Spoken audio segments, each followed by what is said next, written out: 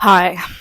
I think it's time we talked about asexuality and what it really is, and what, importantly, it isn't. Now, asexuality in kind of recent days has become more of a mainstream knowledge, which, yay! However, I find when things start to go more mainstream or start to become more common knowledge, is that there's definitely some misunderstandings about these terms and kind of stereotypes to them and very simple, basic understandings. So, we're going to talk about that. What actually is asexuality? So, most importantly, let's get some terminology down.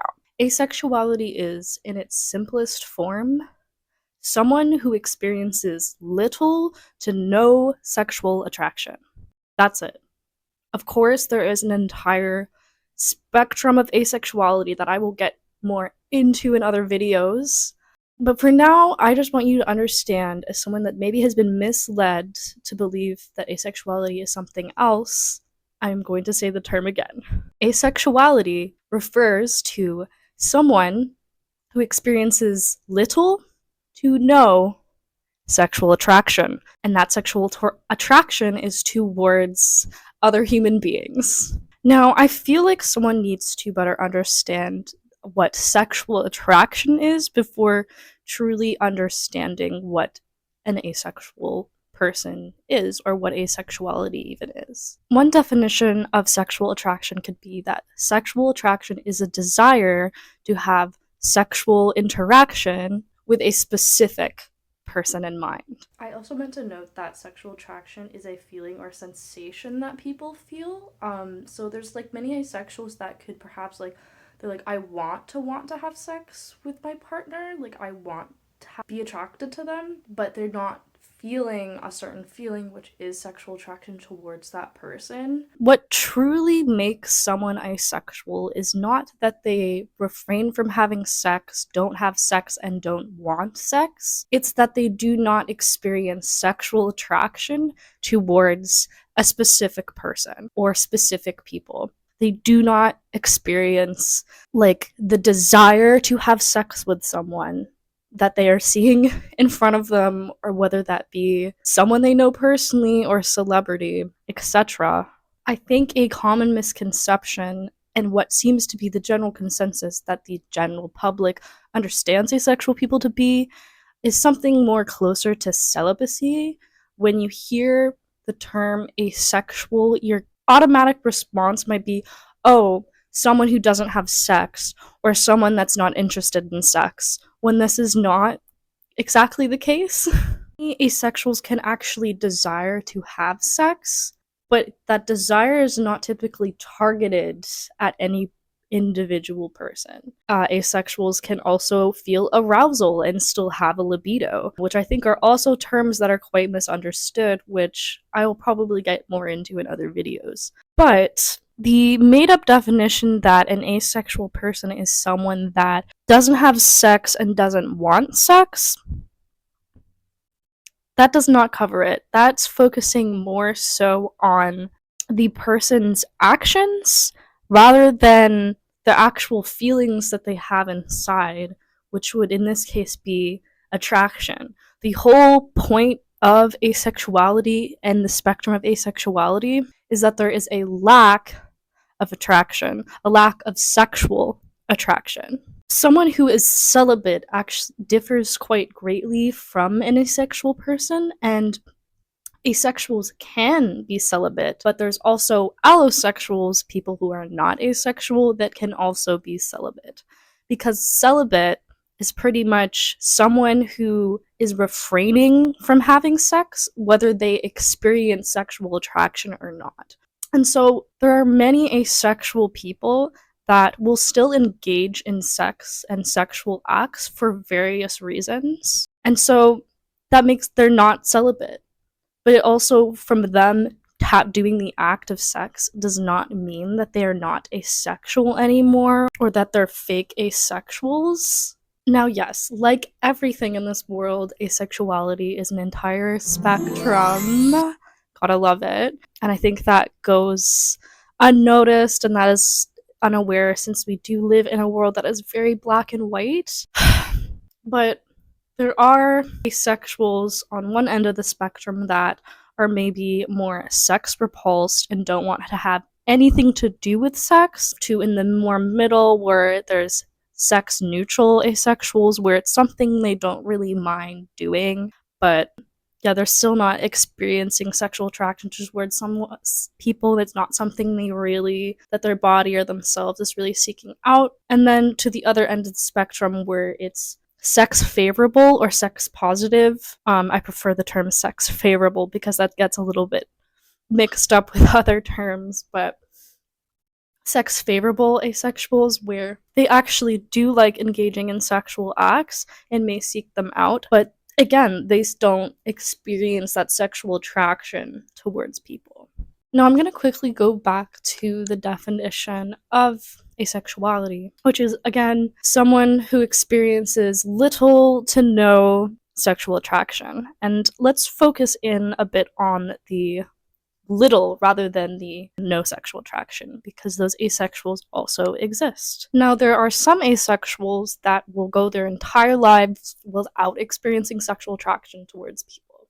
However, there are some asexual people that will experience sexual attraction, but they experience sexual attraction on such a rare occasion that they could be defined as asexual just because compared to an allosexual person, a non-asexual person, they really don't experience sexual attraction all that much. And I think there's like a lot of debate on whether asexuals that experience sexual attraction at some point in their life should even be allowed to be asexual or be part of the queer community, which I think is just problematic in its own ways. But I think the good rule of thumb is that if someone who experiences very little attraction, and it happens so rarely, and they could go under the umbrella of like gray ace or demisexual, then I think that person deserves to be able to decide for themselves whether they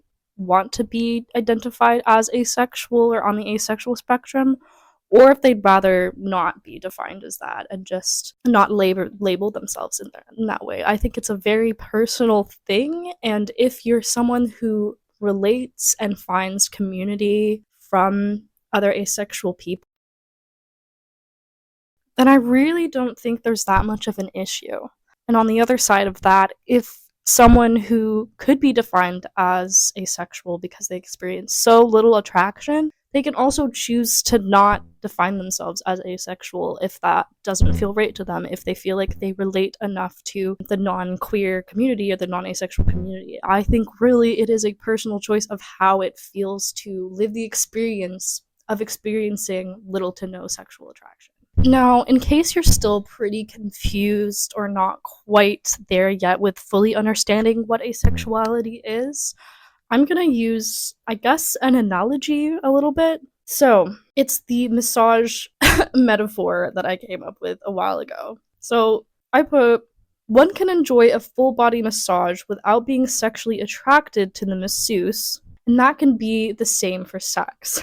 If you're viewing receiving a massage as sex. Like, receiving a massage is a very sensual and relaxing activity, and I know a lot of people are uncomfortable getting massage because it feels kind of sexually associated, and it's like the stranger, it's not appealing to some people. So yeah, one can enjoy a massage and feel relaxed and nice from a massage without feeling sexual attraction towards that person. And same with, one could enjoy sex and the sensuality of it and even get aroused from it without being sexually attracted to their partner or to whoever they're having sex with. Now, asexuals can be and are often attracted to people in other ways that are unrelated to sexual attraction, like romantic attraction, for instance, or aesthetic attraction, emotional attraction. These are all attractions that we'll get into in a later video.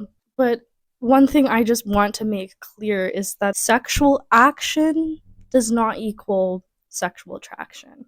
Someone having sex with someone does not automatically mean that they are necessarily attracted to that person, and that could be for a various amount of reasons depending on the situation.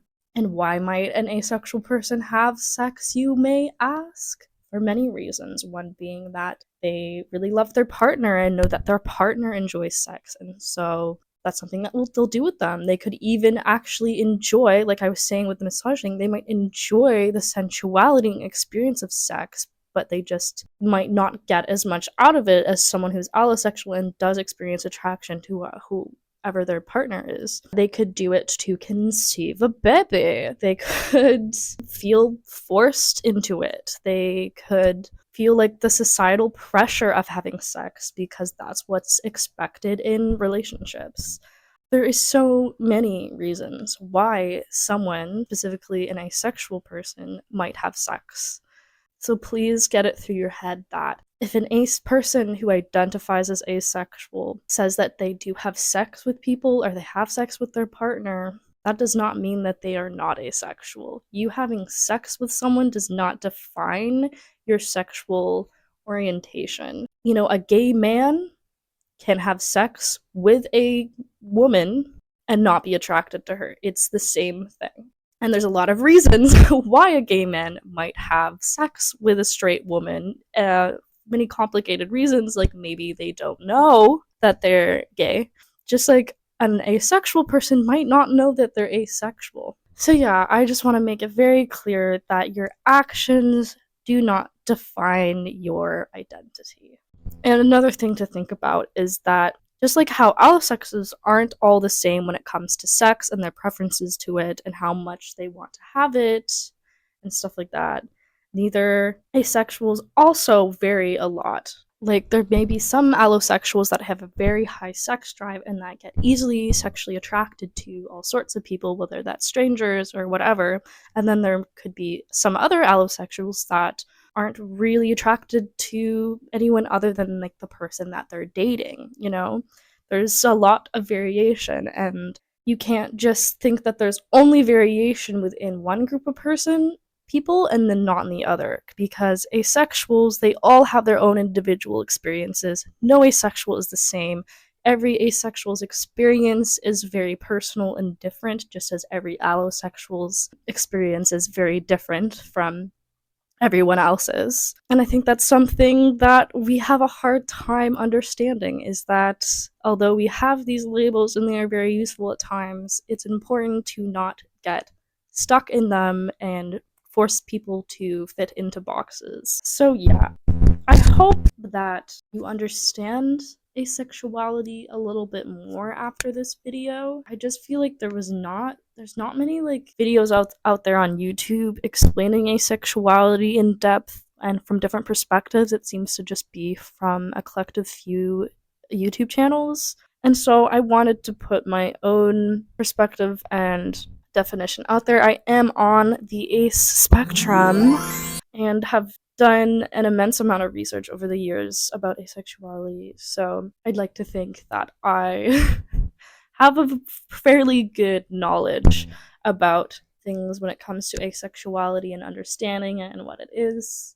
But if you are still confused or if you have questions regarding asexuality, please feel free to leave a little comment and I will get back to you. You can also like directly send me an email if you don't want it to be like a public comment. Yeah, and I will see you next time when I'm gonna unpack a whole bunch of different asexuality concepts and like forms of attraction. So many topics that I want to get into that I can't just do all in one video, but in this video I really wanted